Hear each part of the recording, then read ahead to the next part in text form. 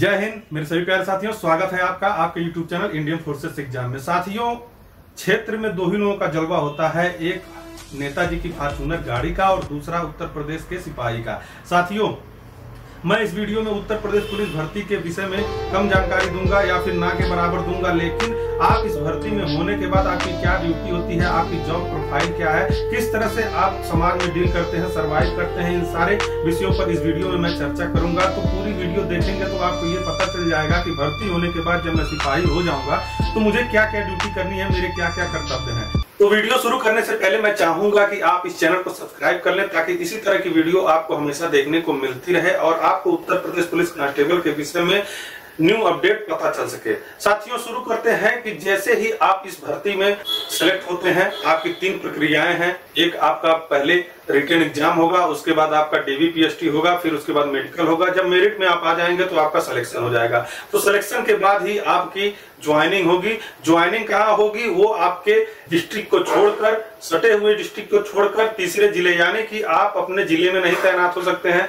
आप अपने सटे जिले में तैनात नहीं हो सकते हैं। इसके बाद के ही किसी जिले में आपकी पोस्टिंग होती है। वो भर्ती बोर्ड निर्धारित करेगा आपके मेरिट के आधार पर या फिर अपने किसी मानक के आधार पर। तो जैसे ही आपकी पोस्टिंग होती है किसी जिले में, तो आप जिले में जाकर अपनी आमद कराते हैं, यानी कि पहला दिन ड्यूटी का ज्वाइन करते हैं। वहां पर अगर ट्रेनिंग सेंटर है तो आपकी ट्रेनिंग वहीं पर शुरू कराई जाती है। अगर वहां पर ट्रेनिंग की सुविधा उपलब्ध नहीं है तो आपको किसी अन्य मुख्यालय या फिर ट्रेनिंग सेंटर या फिर किसी अन्य जिले में जहां पर ट्रेनिंग की सुविधा है या फिर पीएसी के ग्राउंड्स में जहां पर आपके रहने की, ट्रेनिंग की, भोजन की व्यवस्था हो, वहां पर आपको ट्रेनिंग के लिए भेज दिया जाता है।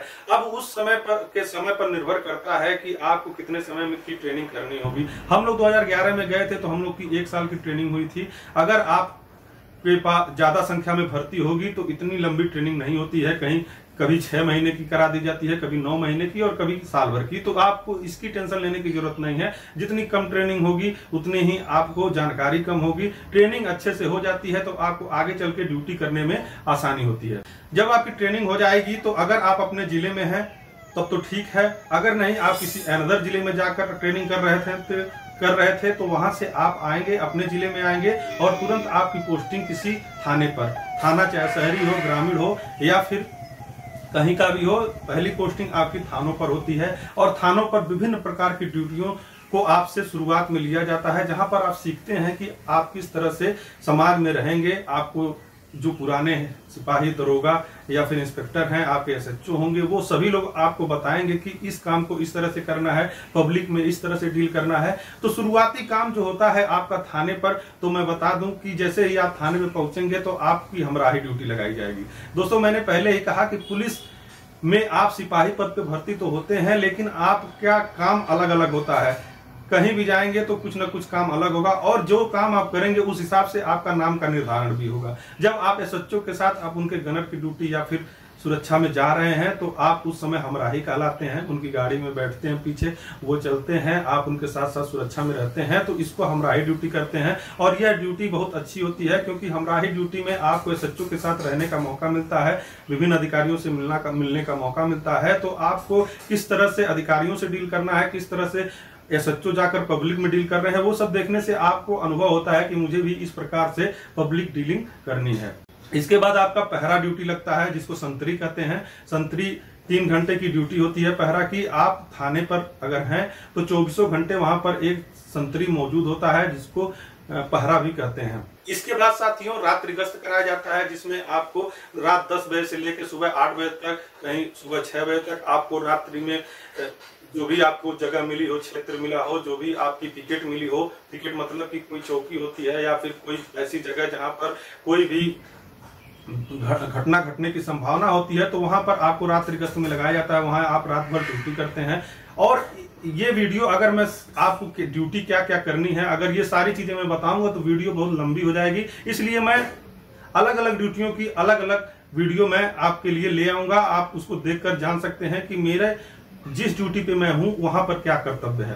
तो ये सारी ड्यूटियां हैं वो आप करेंगे। इसके अलावा भी बहुत सारी ड्यूटियां हैं जिसको मैं अभी धीरे धीरे बताऊंगा, लेकिन उसके पहले एक चीज बहुत जरूरी बात है कि जब आप भर्ती होते हैं तो 3 साल के लिए आप अंडर ट्रेनिंग यानी कि प्रोबेशन पीरियड में होते हैं, आप अस्थायी नहीं होते हैं। आप जब 3 साल की जॉब पूरी कर लेते हैं तभी अस्थायी रूप से आते हैं। तो थाने पर जब आप 9 महीने, 6 महीने, 1 साल तक जब ये आप बाहरी ड्यूटी जैसे हमराही, संतरी, रात्रि गश्त, बैंक ड्यूटी, ये सारी ड्यूटियां जब आप कर लेते हैं, उसके बाद से आपको मौका मिलता है आप ऑफिस वर्क सीखें। आप जब भी किसी अपने आसपास के थानों पर देखेंगे तो एक ऑफिस होता है, उस ऑफिस में 4-5 लोग, एक हेड मुहर्रिर, कांस्टेबल मुहर्रिर, इस प्रकार से 4-5 लोगों का स्टाफ ऑफिस में होता है, जिन्हें ऑफिस के पूरे कागजातों का ख्याल रखना पड़ता है, उसके बारे में जानकारी होती है, होनी चाहिए।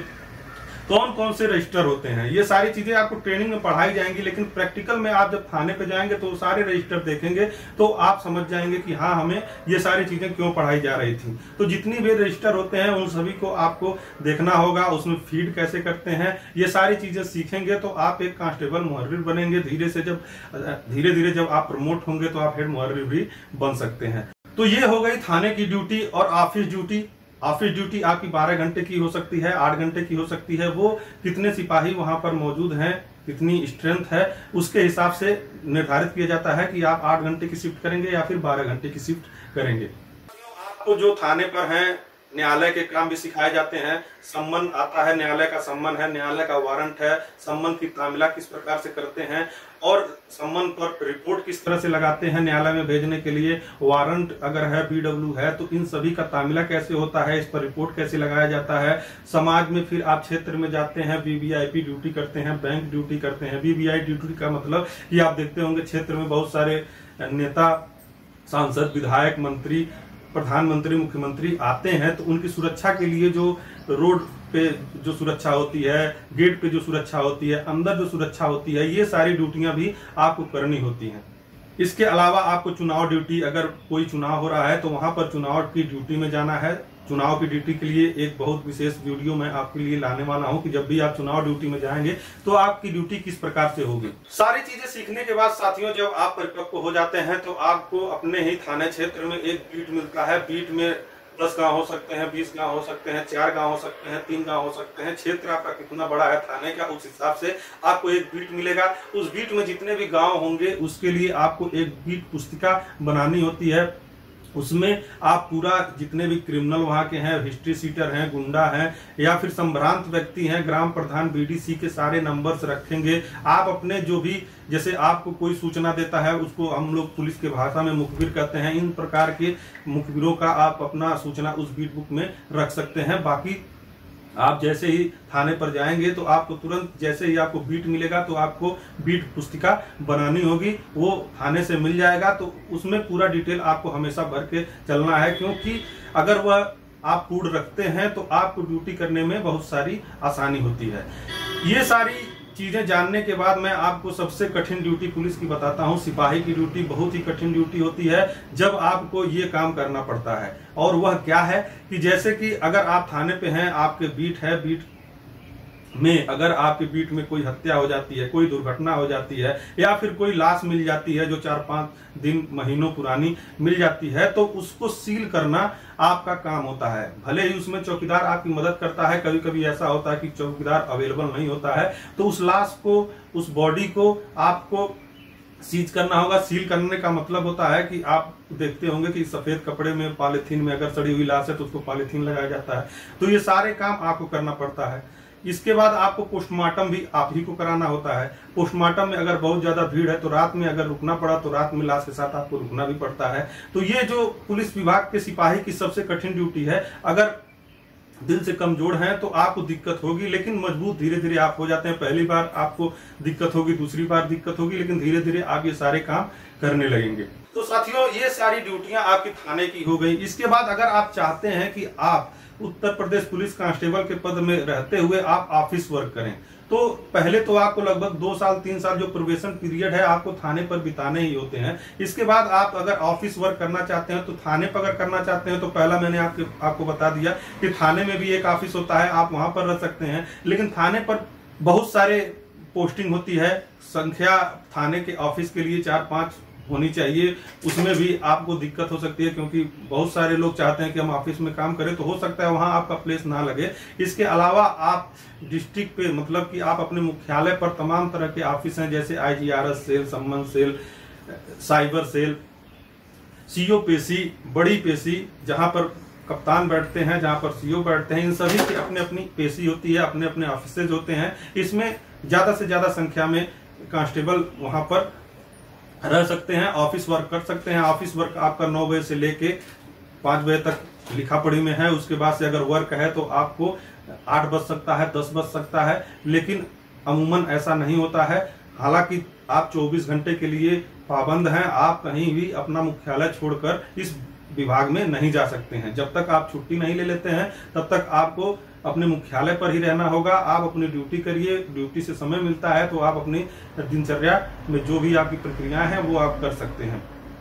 इसके अलावा ये हो गई आपकी ऑफिस ड्यूटी। ऑफिस ड्यूटी वो लोग करते हैं जिनको आगे अभी बड़ी तैयारियां करनी है, दरोगा की, पीसीएस की, यूपीएससी। बहुत सारे अभ्यर्थी यहाँ सिपाही पे भर्ती हो जाते हैं, उसके बाद से अपना तैयारी करते रहते हैं, आगे बड़ी पोस्टों पर भी चले जाते हैं। इसके बाद साथियों, आप इस विभाग में रहते हुए कई विभाग ऐसे बने हैं जिसमें आप जा सकते हैं। आप फील्ड वर्क कर सकते हैं, ऑफिस वर्क कर सकते हैं। जैसे साइबर सेल में आप जा सकते हैं, 112 में जा सकते हैं, एटीएस में जा सकते हैं, एसटीएफ में जा सकते हैं, एसएसएफ में जा सकते हैं। तो इससे आप कई ऐसे पोस्ट हैं, कई ऐसे विभाग हैं जो आप इससे बदलकर आप उसमें जाकर अपनी ड्यूटी कर सकते हैं। तो साथियों, आशा करता हूं कि पुलिस विभाग की ड्यूटी से संबंधित आपकी जितनी क्वेरीज होंगी कि हमको ड्यूटी क्या क्या करनी है, तो इसमें मैंने आपको बता दिया है। इसके अलावा अन्य कोई क्वेरी होगी तो आप कमेंट सेक्शन में जरूर लिखिएगा। चैनल को सब्सक्राइब नहीं किया तो चैनल को सब्सक्राइब कर लीजिए। मिलते हैं नेक्स्ट वीडियो में। जय हिंद, जय भारत।